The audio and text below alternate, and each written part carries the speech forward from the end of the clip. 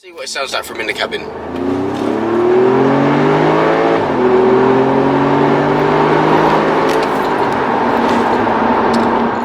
What's going on, guys? Lewis here again with another video, and today we've got the familiar Audi S3 that you've seen on my channel before, and today we're just going to go on a little drive really. I mean, if you check my other video out previous to this, I've done a little walk around of the car, quick review, maybe some first impressions of what I think on this car. But yeah, today I think we should take it for a drive, see what the engine's about. So we've got the 2-litre TFSI Quattro in this, pushing 300 brake horsepower. You there know a bit about your cars, probably wonder why it's 300 horsepower, because it actually did used to be 310. But what they've done with the model year 19 cars, with all this like sort of emissions, malarkey, WLTP emissions, they've had to tone the exhaust down, so it doesn't sound as good as what you would get maybe from a early 68 plate, maybe definitely an 18 plate. You don't really get them farts that you would get, that noise that you'd normally get from your gear changes. So it is kind of disappointing, don't get me wrong, but when the engine's a bit warmer, I mean this has about 1,500 miles in it at the moment. So it's pretty warm. It sounds better than it did. I mean, before it just sounded like a 1.5 TFSI A3, to be honest. Yeah, excuse the bird poop. But yeah, got the Quattro system in there as well. Of course, we've got launch control, the quad exhaust in the back, so you know it's an S3. So yeah, let's get in and let's see how the car drives.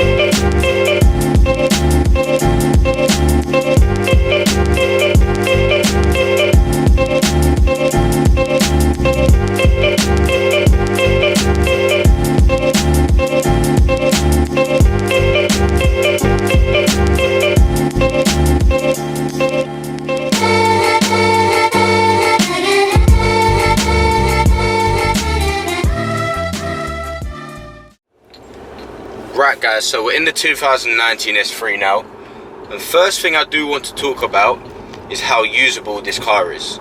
Right now I've got the car set in comfort mode, which means that the steering is the lightest it can be, the gearbox is very smooth as well, and the engine sound is toned down more than it already is.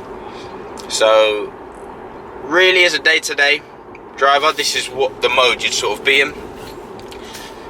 You would not feel that you've got a 300 brake horsepower engine disposable by just putting your right foot down. But I mean, that's what you want. I mean, if any of you have owned sort of maybe hot hatches or anything like that, you don't want to be full on all the time, because it ruins the experience and it ruins the pockets with fuel as well. So just slap it in comfort mode, and then you're just trotting around like you're in a normal A3. The car's usable as well. You've got the rear seats, the big boot, so a big thumbs up for the comfort mode of this car. It's not got too harsh suspension. I mean, if you do go over a speed bump, you do feel it, don't get me wrong, but the suspension copes fine. It's not unbearable or anything like that. It's what you would expect for a car of this caliber. I do also want to talk about how this car feels. I mean, you've got a very nice driver's focused display in front of you when you do have the technology pack on the S3, where you have the rev counter in the middle of the screen. You can have maybe a sat nav or some driving data to the left, and on the right you've got the date and time, and just underneath that you've got sort of like a boost bar, which shows you how much boost the engine is putting out when you are putting your foot down. as I said, in comfort mode, the car is just really, really bearable. I'd happily have this as an everyday car. I mean, it's just so capable, this car. And to know that when you just put your foot down, you're just gone. And where you've got the Quattro system as well, everyday driving, whether it's raining, you're always going to get the traction. I mean, people think that when you have a fast car, it means it's only usable when you are driving fast, but that's not really the case. Because say for instance you're at a roundabout and it's a rainy day and you was in, let's say, a front wheel drive or rear wheel drive car, predominantly front wheel drive, put your foot down, the wheel's going to be spinning and you're not pulling out on the roundabout, the busy roundabout, as quick as you'd like to, which means you could get T-boned by a car. In this, that's not the case. You just put your foot down, all four wheels gain traction, and then you're off. A German car. It's very precise. The steering wheel's nice and chunky, so you've got a good sort of feel. You do feel like you're in control of this car at all times, especially when it does work with the Quattro, going around corners and stuff like that.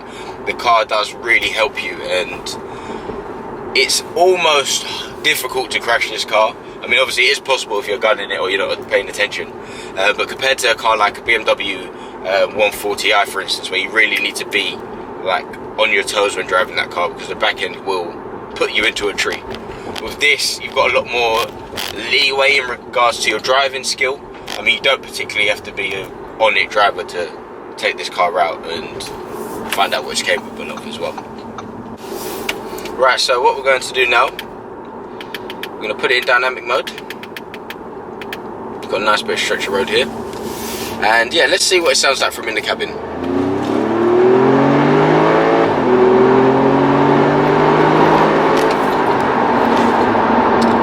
Right, so I don't know if the camera picked that up.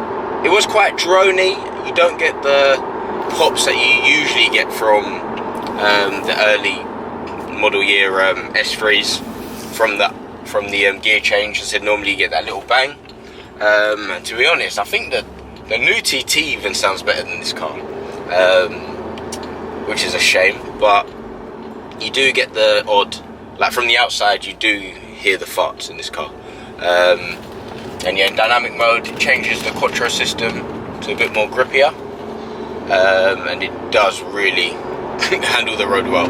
As I said, you've got a lot of leeway in this car, and yeah, this is what I mean by it's usable. I mean, I've got my foot down now, and I can just talk to you as if I was in an A1 or something like that.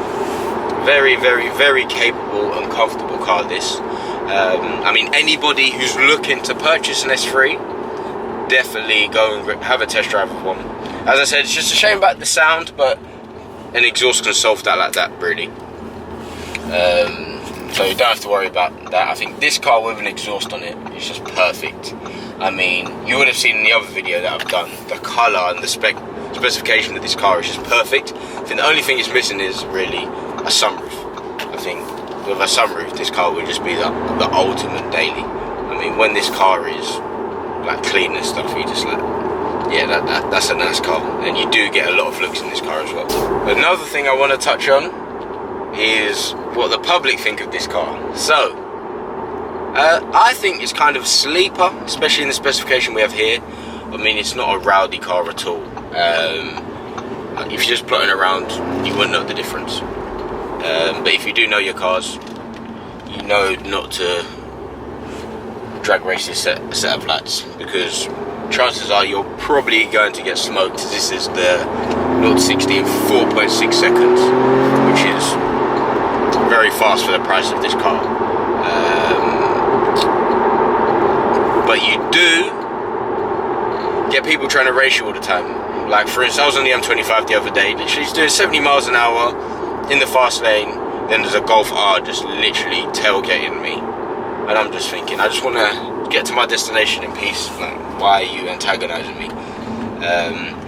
But yeah, when they see this car, they just think, right, there's an S3, he loves to race, let's see what he can do, basically. So be prepared for that. And then you even get, I've had situations where Fiestas and like little 1.2 or EcoBoost, whatever they're called, have tried to race me. And yeah, don't want to talk too much on that. But yeah, you get quite a good bit of attention.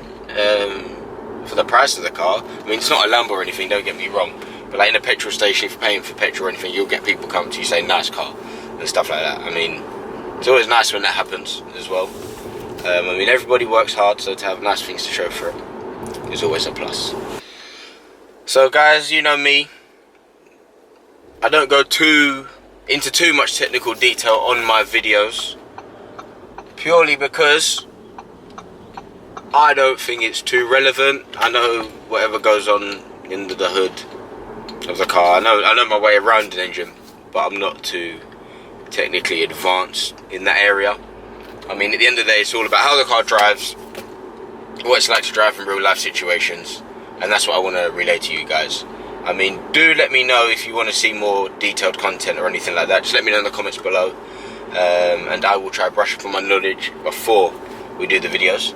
I also want to apologise for the lack of content. I think my last video was like 2-3 weeks ago.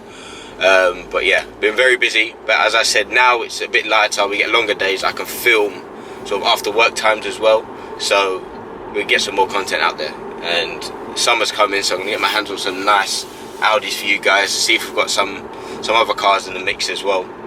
But yeah, if you haven't guessed by now, it's predominantly Audi bias channel. Don't get me wrong, I really like other brands. Like, I'm a fan of Mercedes AMGs, the M cars, but it's just what I can get my hands on really to relate to you guys. So yeah, let me know if you want some more technical knowledge in the comments below, or you just prefer me telling you what it's like as a real life video. I mean, these videos are designed to sort of help if you're looking or you're in the market, or you trying to see how cars drive. If you've got any aspirations to get an S3, or you're looking at an S3 and a 140i, you just want to know what's good about the cars and what's bad about the cars, stuff like that. This is what the video is predominantly here to do really. And also let me know in the comments if you want to see more like sort of vloggy, but with cars as well, not sort of a life vlog. But I mean, my life's not that interesting, but just like me going out in the cars, doing things with the cars. It's a day-to-day kind of thing. Let me know if you want to do that in the comments below as well. But yeah, final verdict of this car. Would I recommend this car? 100% yes. Would I buy this car? Well, 100% yes. And how do I feel that it compares to the BMW 140i? I mean, it's a lot less fun than the BMW. Not a lot less, it's just less fun than the BMW. But then it's also safer and it's more usable on these roads. I mean, it's safer as you live in London and stuff. You're not really going to get the chance to power slide your BMW around corners unless you're an absolute hooligan around roundabouts. So yeah, this car is just good enough really. I think I'd have it over the BMW. And obviously Mercedes have the A35 at the moment, which is another good car. But if you check out CarWow's video, I'll probably leave the link to it in the description below. You can actually see how this compared to the A35. I won't ruin what happened, but yeah, watch the drag race, and that should make your decision really. So yeah, if you want to check out the interior shots or anything like that, a walk around of the car, see the spec, then I'll leave a link to the video in the description. It should also pop up at the end. And yeah, that's been Lewis B. Don't forget to like, subscribe, more content coming your way. It will get better. I've just got a Apple MacBook Pro, so editing's going to start on that. Be a lot better, a lot clearer. So yeah guys, I'm going to park up now and go get some food. So enjoy whatever it is.